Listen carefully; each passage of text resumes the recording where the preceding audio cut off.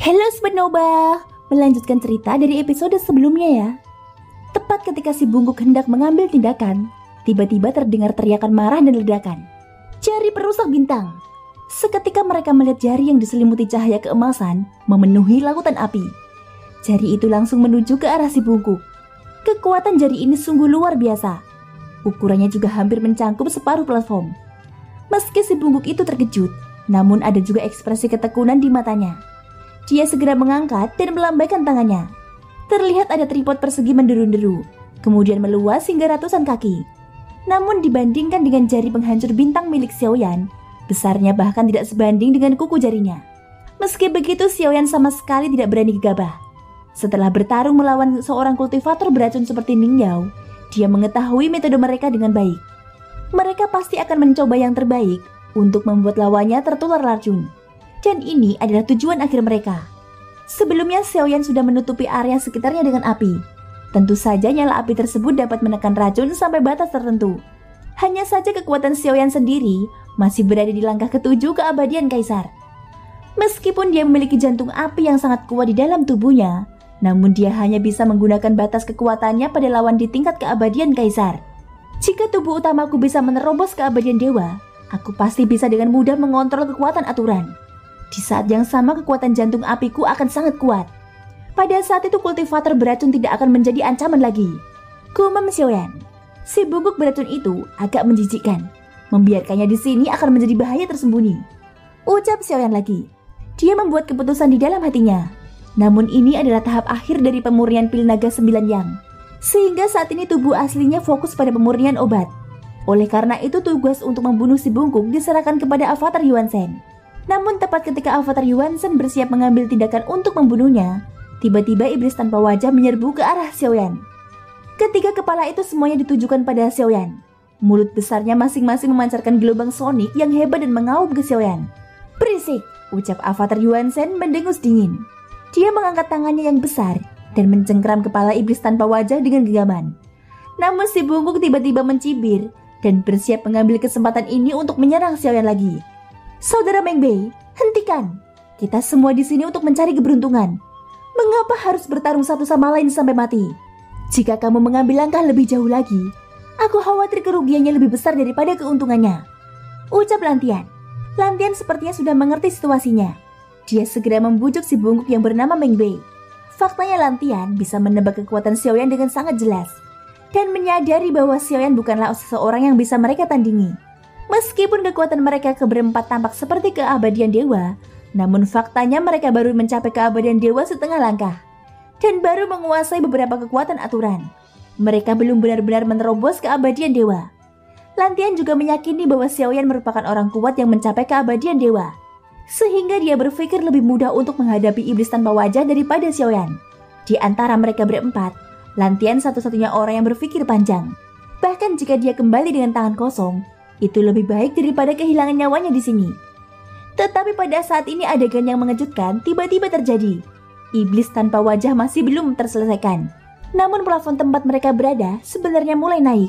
Adegan ini di luar dugaan mereka berempat. Tepat saat mereka berempat masih terkejut, seberkas cahaya tiba-tiba muncul di peron.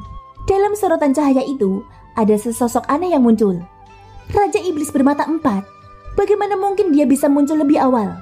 Sial, bagaimana bisa ini terjadi? Jika kita menyelesaikannya satu persatu, mungkin itu bukan masalah besar. Tapi sekarang situasinya menjadi semakin buruk. Iblis tanpa wajah menjadi lebih kuat. Dan sekarang iblis bermata 4 muncul tanpa alasan. Aku khawatir pada akhirnya aku harus menyerah di sini. Wajah Lantian tampak suram. Adapun dua pria yin dan yang itu, mereka tampak saling berpelukan dan ekspresi wajah mereka juga suram. Saudaraku, situasinya telah berubah. Aku pikir kita perlu bergabung kali ini. Raja Iblis bermata 4 ini sangat kuat.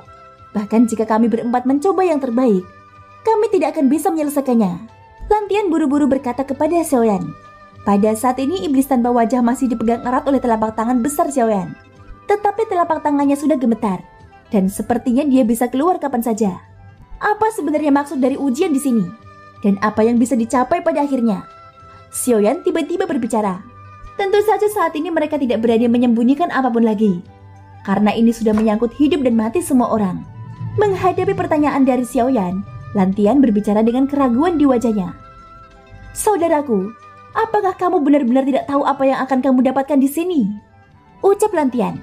Jangan basa-basi lagi. Katakan saja. Ucap Xiaoyan merespon dengan dingin. Pilar surgawi.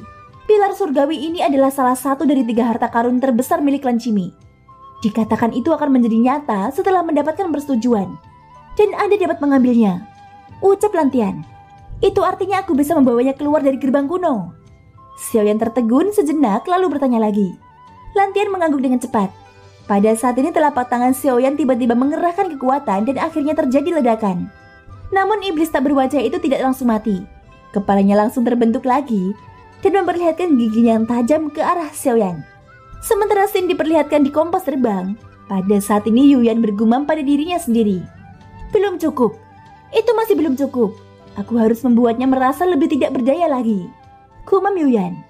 Pada saat ini jari-jarinya bergerak seolah-olah memberi isyarat pada kehampaan.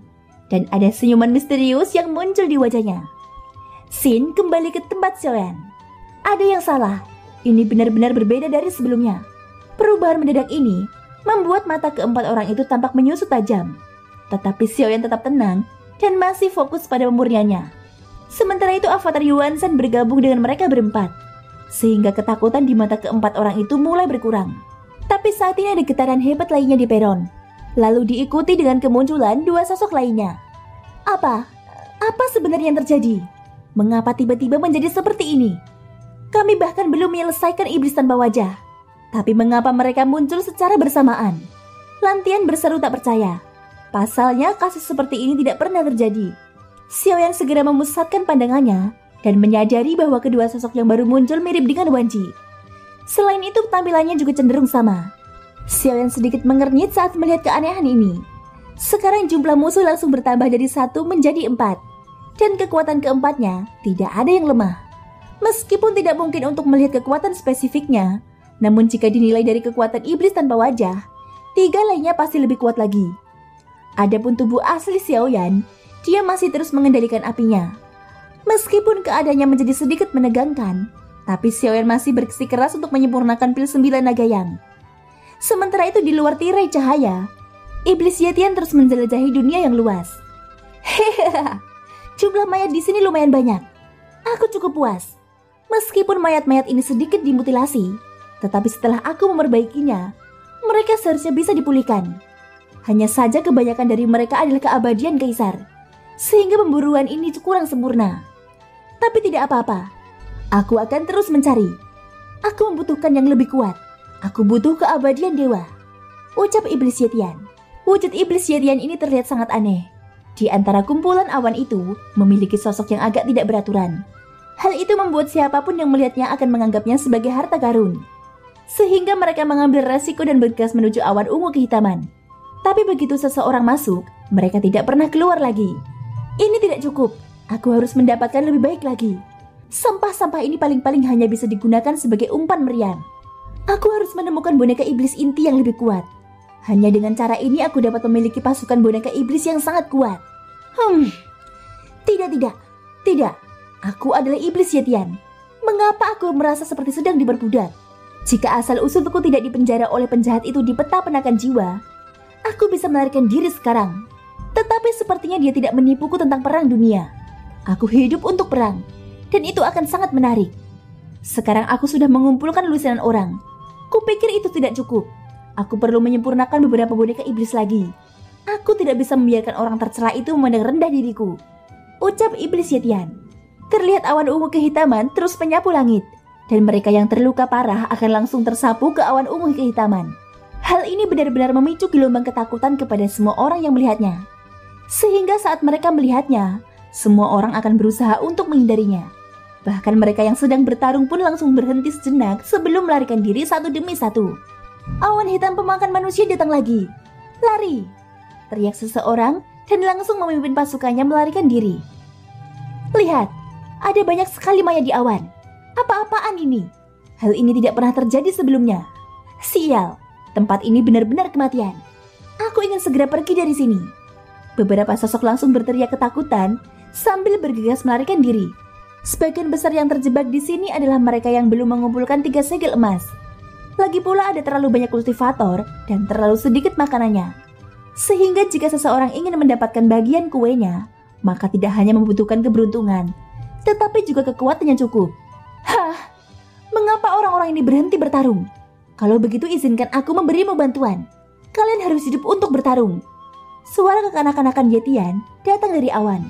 Pada saat yang sama kabut ungu kehitaman perlahan menyebar dan terus berkeliaran di dunia yang luas. Segera suara pertarungan yang sengit terdengar lagi. Selain semangat juang di mata mereka, ada sentuhan kegilaan dari gaya bertarungnya. Agak merepotkan untuk menangkap mereka hidup-hidup. Lebih baik beri mereka sedikit emosi ini dan aku bisa menyelesaikannya dengan mudah. Penampilan Yetian mulai mempengaruhi semua orang yang memasuki dunia luas.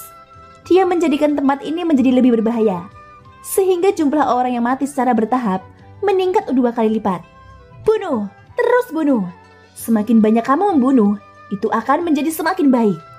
Suara Yetian terus bergema. Tampaknya melihat medan perang yang kacau di depannya merupakan hal yang paling ingin dilihatnya. Bersamaan dengan itu gelombang roh jahat terus mengalir ke langit. Bagaimanapun ini merupakan sumber kekuatan Yetian. Medan perang menjadi lebih kacau, dan semakin banyak orang yang mati, Yetian terus menyerap semua energi jahat mereka. Dibandingkan dengan ketika Xiaoyan baru saja membebaskannya dari pita penekan jiwa, sekarang kekuatan Yetian beberapa kali lebih besar. Di antara awan besar itu, jika seseorang bisa memasukkannya, seseorang akan melihat adegan yang sangat mencengangkan. Satu demi satu sosok-sosok tersebut ditangguhkan dan semua dalam posisi berdiri tegak. Semua fitur wajah mereka tampak kosong, sementara awan ungu kehitaman terus mengalir ke dalam mulutnya. Terlihat beberapa sosok sudah tidak memiliki jiwa lagi, namun sebagian lainnya belum kehilangan jiwanya. Tapi tanpa kecuali, mereka akan direduksi menjadi boneka iblis. Semakin kuat dan kuat. Hahaha, bagus. Jika saatnya tiba, izinkan aku membuat beberapa rencana dan membunuh Susang tercela itu. Setelah membunuhnya, aku Yetian akan bebas dan akan mengacaukan seluruh dunia ini. Hahaha.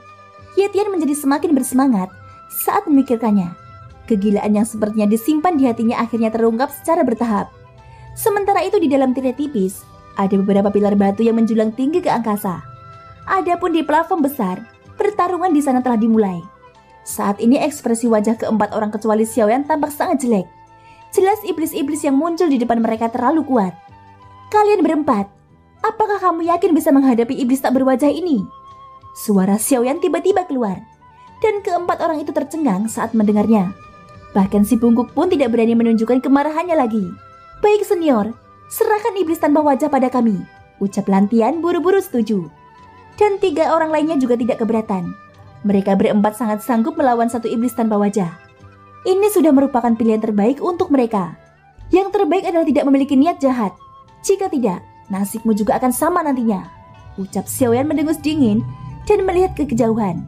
Sementara keempat orang itu mengepung iblis tanpa wajah, terlihat 3 iblis lainnya tiba-tiba mengarahkan tatapannya yang menyeramkan ke arah Xiaoyan. Tanpa peringatan apapun, mereka langsung bergerak dan bergegas menuju Xiaoyan. Seolah-olah target mereka hanyalah Xiaoyan. Jika dipikir-pikir, ini sedikit aneh. Aku baru memasuki tempat ini, tetapi mengapa mereka mengincarku? Mungkinkah itu karena avatar Yuan Shenku? Ucap Xiaoyan.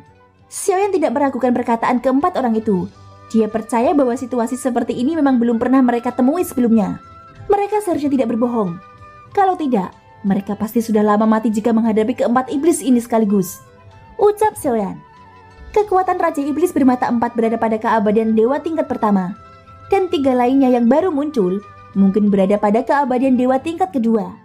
Barisan ini sungguh kuat. Aku tidak boleh sedikit pun gegabah dalam pertempuran ini, gumam Xiaoyan. Semangat juang di matanya berangsur-angsur meningkat. Terlepas dari apakah dirinya yang menyebabkan masalah ini atau tidak, setidaknya pertempuran saat ini juga merupakan kemajuan baginya. Jika pilar surgawi ini benar-benar bisa dibawa pergi, maka aku harus berjuang keras untuk mendapatkannya.